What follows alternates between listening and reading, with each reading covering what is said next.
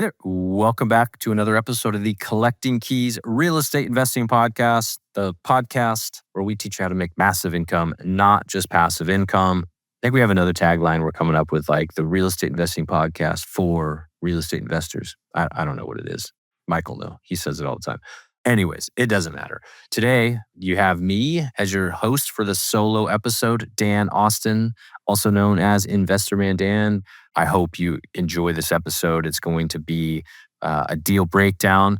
We have really taken the feedback from our listeners and from our Scale community members that listening to us break down deals and how we go through things really helps people understand the logic that we go through when doing deals, and it helps people understand, like, it's kind of like one of those things, teach by doing, and we are definitely doing. We have 11 or 12 deals right now in escrow. So we're out there every day.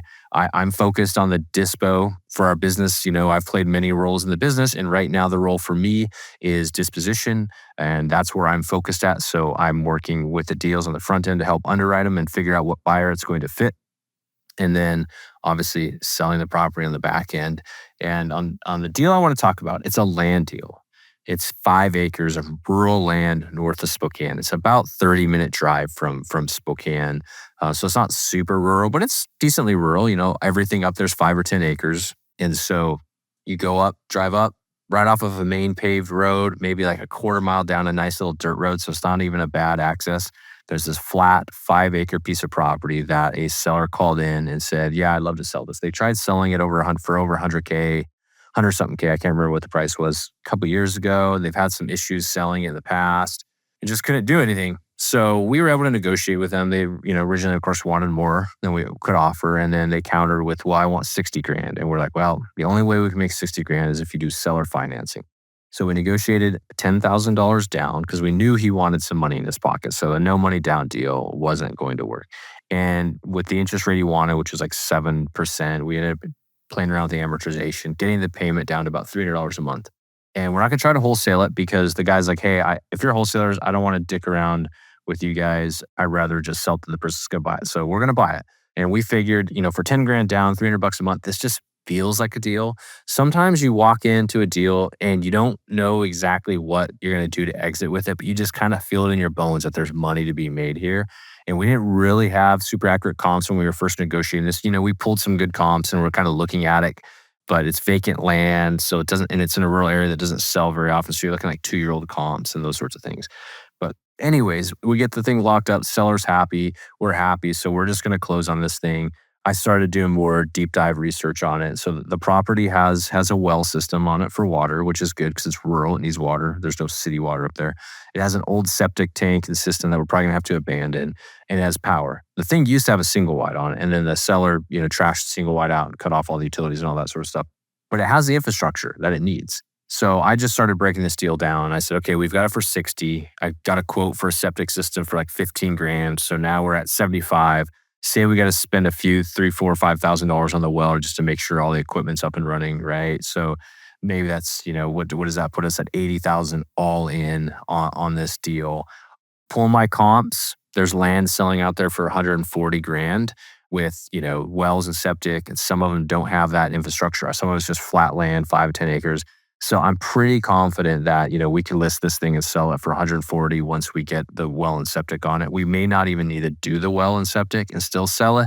But if we did it, we could easily sell for 140. So say, we're netting 60 grand on that. I think we could wholesale it for 100 right now, maybe a little bit more, 110. But so that's like a quick 40 or 50 grand. We haven't dispoed it, so we don't know that that's the case. The other exit that we're looking at is, what if we find a single wide or double wide that somebody wants to sell? So we've got some leads on a few of those, and we're just trying to figure out what price works best for this deal. We haven't quite dialed that in yet. But, say we can pull one out here, set it, there's moving costs, probably 15 to 20K to move it all. And then you got to buy the unit, of course. But, we could probably sell it then for 250 to 300,000. So you're looking at essentially different ways to make 50 or 60 grand with the first 2 options, or maybe make 100K with the third option. And the way we are breaking this down is really like, look at what our needs are now as a company.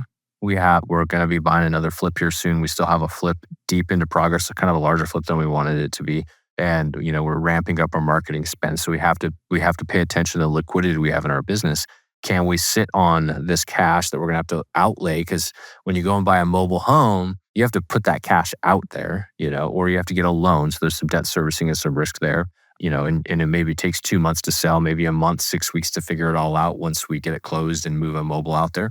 But I would say that we are, as we're investigating and we're leaning towards that option because we do have the ability to make that long-term play and drag something out there and make 100 grand, which in my opinion, the goal of being in this business is popping off your wholesale deals until you come across a $100,000, $200,000 deal, because that's where you start blowing the roof off or the lid off of your P&L and L and really scaling your business.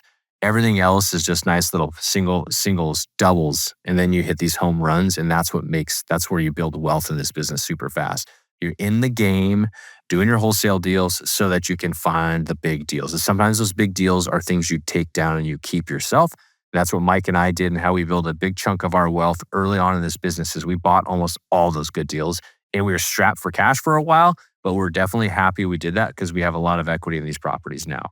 If you're just starting out, you might choose like, hey, if I just sell this and I take 50 grand and wholesale it right now and make 50, that could be life-changing to your business because it could pump in more marketing into your business where you get 3 or 4 more deals that are worth 20K each. And now you're rolling and you're steaming. Now you have a full-on business because you're able to reinvest some of that immediate capital from that wholesale fee. And 50 grand is nothing to shake a stick at, right? It's a good fee, double what our average fee is. And so more than double that. And so you don't want to just kind of overlook it because you see the 100 grand down at the end of it. Because one mistake Mike and I will always go back to is because we bought a lot of properties up front, we were pretty cash strapped and it probably slowed the growth of our wholesale business down. We've fortunately recovered from that and we've wholesaled hundreds of deals since and we continue to, but it's something you should really take into account when you're looking at how to break down the exit when you got something so juicy in front of you. But I'll close this out with the lesson of like, when you feel a deal in your bones is a deal, shoot your shot, man. Like we honestly weren't sure when we were negotiating with the seller what we could do with this property until we really started getting into the due diligence piece of it. But it just felt like a deal. Like where else in this area can you buy 5 acres of flat land where somebody could literally just drag a trailer out there or build a house and just have a house on it, right? Usually you're dealing with like, oh, you got to break it off this piece of lot or it's in this weird area on the side of a hill with a giant rock in the middle, like there's always these like weird things that you end up dealing with. This one didn't have it. So it just felt like there's value here. So listen to that intuition and then go and work your butt off to figure out how you're going to make your money on it. And sometimes they turn out to be 6-figure deals. So anyways, I hope you go out there and you find your 6-figure deal this week.